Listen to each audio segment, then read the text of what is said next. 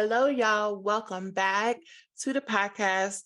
I think I may have to break this up, but we're going to see how long it takes me. Today, we are going to be talking about phenomenology. And I know a lot of you have asked me about this, and I'm going to do my due diligence as much as I can through a podcast to explain phenomenology. I know many of you are using this as a methodology, or you're being encouraged to use it, or maybe told to use it. And I just want to give you a little bit of understanding. So I'm going to talk to you about what is phenomenology, what are the most common form of phenomenology, and how does it differ from narrative inquiry. If you haven't listened to the episode about understanding narrative inquiry, I'm going to invite you to listen to that as well, especially if you're someone trying to decide between the two, because that is a common thing that comes up. I encourage you to listen to both of these episodes, but let's get into it, y'all. So in simple terms, phenomenology is the study of the essence of a particular phenomenon or lived experience. What that means is everybody, right? We go through the world as humans. We go through the world and we live our lives. We have a lived experience. But if you also heard the quote or the phrase of what we think is reality is really 90% perception. It's how we perceive reality. And phenomenology is like, okay, that's great that you perceive it a certain way, but can we get to what it actually was? Can we get to that 10%? That's real. Now you gotta talk to yourself and you gotta figure out from your point of view, your philosophy, do you believe that that's possible? Do you believe it's possible to strip away people's perceptions of what's happening in their life and really get to the root, the reality of what is happening? Right? You ever heard somebody say like there's three sides to every story? That's what you think happened, what the other person thought happened, and what actually happened. Because we all humans, we're not seeing the world clearly. We think we are. We think we can tell you, let me tell you factually what happened, but that is a skill that majority of us don't have enough practice in doing. And so when we go to tell someone, let me tell you what happened, we put our own spin on it. We put our own conclusions on it. It's not the boring, basic facts of what happened. Phenomenology is like, let's get to the boring basic facts of what happened. And I want to say it is important to note that when most people, especially in education, when they're doing phenomenology, they're doing what is called hermeneutic phenomenology. And it is about that, okay, what happened and what does the participant think happened? And so to do this work, you have to find a process, a way to capture what does your participant think happened and how do you strip away their perceptions and your perceptions and get to the reality. Okay, I hope that makes sense, y'all. I hope you're rocking with me. So what is hermeneutic phenomenology?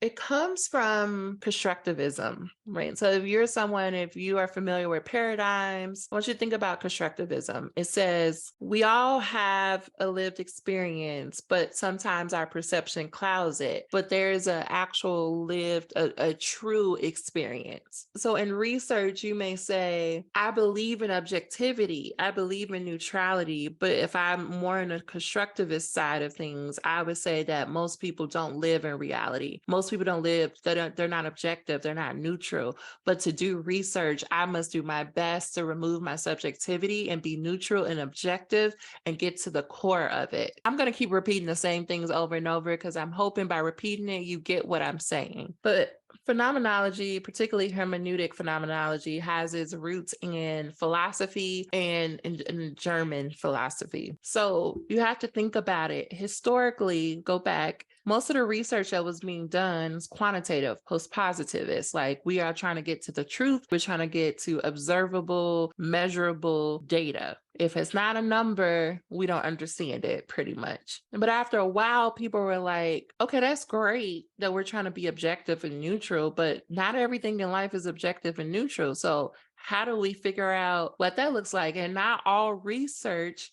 can not all research can happen in a lab. Not all research, all the factors can be controlled. So what do you do when you want to study human beings in their natural habitat? What happens when we want to go to someone's home and observe how they live? What happens when we want to go to another country and see how that culture differs in the one that we come from as a researcher?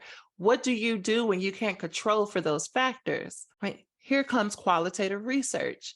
right? Because qualitative research is you're going to the participant's natural environment. And so what frame do you use when you can't be truly objective? How do you create a process where you separate, okay, here are all the factors I couldn't control for, and remove that from the data analysis process? So you got to go back to, we're talking way back, qualitative was coming up. So you got to put yourself in that framework. And so this, like in terms of this philosophy, people are like, there's this phenomenon called being in the world, which just refers to the idea that like human beings exist and experience the world in a particular way, right? I know this is hard because today we do all these incredible things with qualitative research and we have a vast understanding, but I need you to put yourself in the position where qualitative research wasn't a thing yet, and all we had was quantitative research. All we knew about what it means to be scientific was the quantitative way of doing things. And now what y'all trying to do and being all fancy, talking about crit quant and all of that. Okay, I'm not going to go on a full rant, but I'm saying I see y'all. That's not what I'm talking about. I'm going to need you to go back early 20th century back. Okay, let me calm down and come back. And so instead of putting participants in these very controlled environment, there were some folks who was like, you know what would be dope? If we go talk to the people. Yeah, like if we actually talk to the people and see what they thought, then maybe we can get some richer data. What you think about that? And the other people were like, I mean, is that real research? I'm not really sure if that's real research, but if you say so, let's try it, right? And so then the people were like, I'm gonna go talk to the people, because we can't just keep thinking that we know best as researchers. We can't just be like, we coming in here, we're going to do a little experiment, a little razzle dazzle and call it a day, because we missing some information. We missing some details. Instead, we kind of need to know what those details are. And the only way to know those details is if we go talk to the people. So then they go talk to the people. But before we can talk to the people, you know what we got to do? Because we're good scientists, right? We're rigorous scientists. We have to remove our own subjectivity. So let's everybody put down what their subjectivity is as it relates to this research. This is positionality statement, y'all. Let's put it down. And so if we write it down and we tell people very clearly, this is our subjectivity, then it won't influence the research and we can still be objective. And so then they go talk to the other people in their natural habitat. And they're like, yeah, tell me about your experience. Oh yeah, how did you get there? What was that like for you? Sounds dope. And then they take that information, right? They take the transcript of that conversation and they come back to their office and they're like, all right, here's what the participant told me. Most of this is subjective. Like we can't measure it. It's not real truth. It's not hard data. So we got to remove it from the data. So then you remove it from the data. And then in theory, what you're left with is the objective truth. If you still with me, let me know. Let out a hoop in the car, like whoop, whoop. I know I can't hear you, but I hear you in spirit. Okay. That's what phenomenology is doing. I went through that again because that is how, when we get into the process, you're going to go talk to a participant and tell me like, what's your experience of being a teacher in the classroom? Let's say that's what it is as an example. And so you have that conversation with them. Then phenomenology tells you to bring that transcript and you're going to do a process that's either called bracketing or bridling, depending on what form of phenomenology you're using. But either way, both of these processes are asking you to take the data and strip away any subjectivity from the participant, as well as any subjectivity on your end. And in the terms of how you asked the question and how they answered the question, what are those pieces that someone could say, well, that's subjective? To give you an example, I think I used this in one of the things I was using, one of the narrative inquiry, but let's say like you're studying the experiences of doctoral students, right? You want to know how y'all getting through the program, how this like, right? So if I go talk to a doctoral student, I may say, tell me about your experience inside the classroom. And they might be like, it was dope. I mean, it was boring, whatever. I'm glad to be done. But I low-key think my instructor was a little bit racist, but it's cool. I got my passing grade. I'm going on to the next part of the process, right? So let's say that's the transcript. When you get to analysis, what you're going to do is say, okay, so the participant said that they thought the instructor was racist. What do they have to ground that in? That's just their thought. That's just their opinion. That's not fact. So I'm going to remove that, right? Or the participant is like, oh, that was dope, but it was a little bit boring. I can't measure dopeness or if it was boring or not. So we're going to remove that. And what I'm left with is the participant went to class. They went, maybe I know they went to 80% of their classes. And as a result, they're moving on to their exams, right? That's what I'm left with, the facts, quote unquote, the truth of what happened. Because whether it was dope or boring or the instructor was racist is all subjective. We can't measure that. We don't know that. Not everybody would agree to that. So that's subjectivity. We got to remove that. Or you might start to notice that every participant that you spoke to said the same thing. It was boring. It was dope. They were racist. And so you might be like, well, that's a pattern that the participants are saying. Doesn't make it true, but it is a pattern. So because it's a pattern, I can mark that as a significant finding. Doesn't mean I think it's true. It just means that that's what this particular group of doctoral students believe to be true. And as you start to see these different patterns and themes emerge, now you have to sit with what is it that you think about it? What do you think about that, most of your participants are like, this instructor is racist. Do you believe in racism? Do you believe that an instructor could be racist? All right. And depending on that, you have to remove that from this process, right? You might write a little note to yourself that says, no, I don't believe in racism. I don't believe that's a thing, but participants believe that's a thing. That's something to note. So as you're writing up this data, it's like they believe it's racist, even though I may not hold that belief to be true. They believe it's true. So that's what my findings say. Once you're going through that process and you find all these patterns and themes, then you want to go back to the transcripts or you go back to the participants themselves and you may say, okay, I noticed that 8 out of 9 of you said racism was at play in your classroom experience. Is that in that it influenced, what grades you got? Would you say that's true? And they'd be like, yeah, that's true. And you might be like, check. But when you go to write up your findings, you may write it in this tone of, they think racism is a thing, even though it's not. How do we help them see that racism doesn't exist? That goes to your personal philosophy of the world. But if you are a researcher who's like, no, racism absolutely is a thing, and I absolutely believe racism influenced their understanding, and I don't think that's a matter of subjectivity. I think racism is a fact. Racism is a fact. Then you might write up your findings like racism has made this experience more challenging for participants, but they were still able to persist. Let me back this up because I feel like I'm getting in the weeds and I want to make sure y'all are following me. Phenomenology, right, is stripping away, is trying to get to the facts. What are the facts? What are the things that we can measure and everyone would agree is a fact?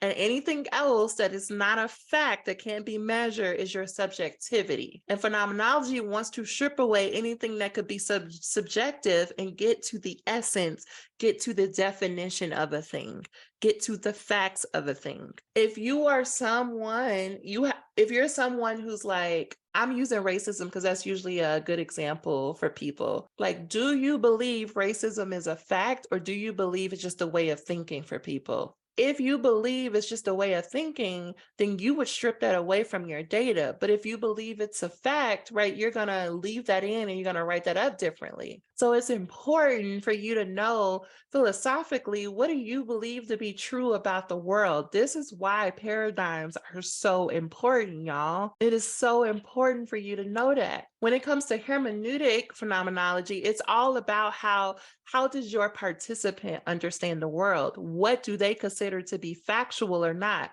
What do they consider to be measurable or not? And that requires you to strip away your own understanding because you may disagree with your participant. You may not see the world the same way that they see it.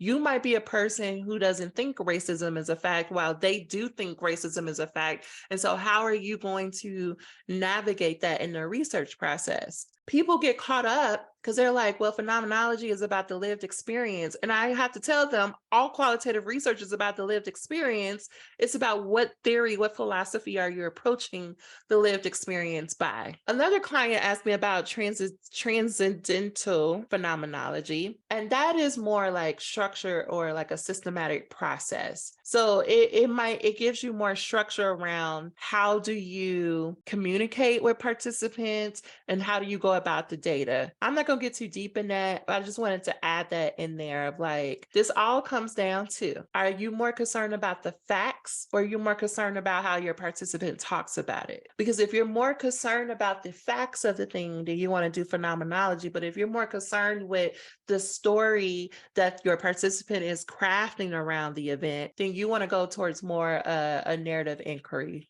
point of view. The reason why people get so confused is because the lived experience part. Do you care about, so that's why I use the analogy of, are we talking about Cardi B or are we talking about Nicki Minaj? And now this is a muddy example now because they done changed who they are. But Cardi B, ain't nobody gonna be talking. Yeah, I said it like that. Ain't nobody gonna be talking about her rap skills. I don't mean no harm. Nobody's gonna be talking about that. Why? Because people write for her. They do. They write for her. And if she had to battle somebody, clutch your pearls, because I don't think she gonna make it. Whereas Nicki, if she was battling somebody, now she's a little bit rusty, her skills a little bit. This is not what this conversation is about. But Nicki could hold her own in a battle rap. I'm talking about battle rap because battle rap is more about the technical pieces of rapping. It is about flows and, how the strength of your analogies and metaphors and, how you can bring things in together and thinking quick on your feet. Like it's more of the technical piece of rapping. Whereas what Cardi does is more like, are we having a good time? Is it a good beat? Did she say like a ooh moment? Okay. We here for her life. We hear about her family. We trying to figure out why you keep changing your body, girl. I mean, they both are. But we're more concerned about the story of Cardi B than we are about her rap skills. Whereas when it comes to Nicki, it's more recent that we got concerned about her life. When she first came out, it was more about her rap skills, right? Nicki would be phenomenology and Cardi would be narrative. What do you care more about? Yeah, everybody's concerned about the lived experience, but what part of the lived experience are you concerned about? Are you concerned about what is a definition of being a doctoral student? Or are you more concerned about how do doctoral students describe their experience in a doctoral program? Like, do you care more about their stories in their words? Or do you care more about their story in a very technical way? You want to strip away subjectivity. That's really what we're talking about. Now, this conversation between narrative inquiry and phenomenology is how I'm talking about it is way deeper than your committee, your chair, your program is going to get. 9 times out of 10, they're not going to get this deep. And if I'm going to keep it all the way real, 9 times out of 10, the reason why they're telling you to do phenomenology because that's the only methodology that they know, right? Because you got to check the age. Got to check the age of your chair, of your faculty, and you got to check what school they go to. What they might call themselves qualitative researchers. They may say, no, I do this, but do they? Now y'all getting elitist me because I'm getting annoyed with the people. Just because something is common doesn't make it appropriate for you. Just because everybody doing it don't mean you should be doing it. Like your mama would say, if everybody jumped off the bridge, you gonna jump off the bridge? No, that's probably problematic. It probably is problematic. My bad, y'all. I'm getting a little bit carried away. But that's what my mama would say to me. And when the sentiment here is just because everybody doing it don't mean you need to be doing it. Just because everybody telling you to do it don't mean that's what you should be doing, right? You got to go back to who are you? Qualitative research says you listening to me, you're the instrument. You're the research instrument, meaning I need to know how you see the world. I need to know how you think. I need to know what your views are, your values are when it comes to research. Because if you value people sharing their story using their own words, why would you be using phenomenology? And I don't care if people trying to make it cute in these new forms of whatnot. I would say this, go look at what theory is informing the methodology you're using, right? It's the theory of the method. The theory of the method is what methodology means. So what theory are you basing off your methods of collecting data? Why are you using an interview? Why would you use a focus group? Why would you use photo voice? Why would you use fill in the blank? It's not about the method in itself. It's why are you using it and how are you using it? Yes, it is this deep. Because if y'all really want to talk about rigor, then you would do your due diligence and making sure you know why you're making every decision that you are making in the dissertation process, that you're making in the research process. Phenomenology talks about, to its core, to the original theory. I don't care how people are using it now, but the original intent was, how do we still go into the participants' natural environment, but still come do objective, rigorous scientific research? If that's not how you even think about research, we were talking about this inside of FYD last week. I know I interrupted my own thought, but we were talking about this last week of like, you keep measuring yourself against these systems that you don't even believe in. You claim that you want to do research that's beyond oppression, but you still use an oppressive language. Somebody was telling me, like, they have this beautiful design. I love it when people like, yeah, I'm going to use critical race feminism, and I'm going to use an darkened methodology. I'm like, okay, that's great. So tell me more. How are you going to collect data? Well, I'm going to use purposeful sampling, and, I'm going to do a survey, and then I'm like, whoa, wait a minute. How are you going to use such beautiful language, like in darkened methodology and critical race feminism, and then you go to use something like purposeful sampling? I need somebody to make it make sense, because that means how do people say some ain't cleaning the milk? Words mean things. Purposeful sampling comes out of what theory? Out of what philosophy? Post-positivist. But you're over here using language that's more postmodernism. Y'all, words mean things. And I'm trying not to nerd out, but I know I already went over there. But I just be confused sometimes when y'all come up to me and y'all say, this is what I'm doing, and I'm going to change the game. And I'm like, but you're still using the same language and words and ways that you claim you're fighting against. I just want you to make it make sense to me. Let me get off this episode, y'all. It's not multiple parts. You're going to get it all in one episode. I would love to know your questions about this. I would love to know your thoughts and questions about this. I might keep this going because I like riffing on qualitative research. But if you take nothing else from this episode, I just want you to look at what theory, what theorists, what philosophers are informing your methodology, informing your paradigm, why you're doing the things that you're doing. I want you to do your due diligence to go, I can't believe I'm saying this. I am saying this. Go read. You got to read. I said this in the narrative inquiry. You have to read whose work you're using, whose ideas you're using, because it's that deep, y'all. All right, let me go. Y'all have a good one. Oh, reminder for announcements. Remember the reset, the spring 2023 reset is happening March 18th and 19th. If you need some writing time, you need to get you ready to do this business thing that you've been putting off, you ready to get some more manuscripts out, you want to be at the 2023 reset, because that's what's going down. And then don't forget to sign up for the wait list of the Finish Your Dissertation Program. Enrollment opens April 6th, and you want to do it because the next enrollment probably won't be until August, and I don't want you to have your feelings hurt. So make sure you do that. For real, y'all. I'm gonna talk to you later. Bye.